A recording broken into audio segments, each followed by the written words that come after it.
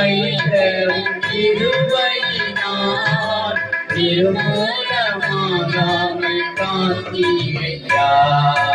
கடுங்கோபத்தால் என்னை அடித்தாளுமே, கடுங்கோபத்தால் என்னை அடித்தாளுமே, கனிவாக என்னை நீர் பேசினீரே, கனிவாக என்னை நீர் பேசினீரே.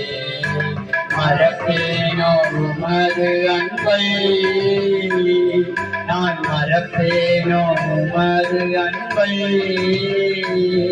மன்னிடுவேன் உம் பாதத்திலே, மன்னிடுவேன் உம் பாதத்திலே. எபினேசரே ஆராதனை, என் துணையாளரே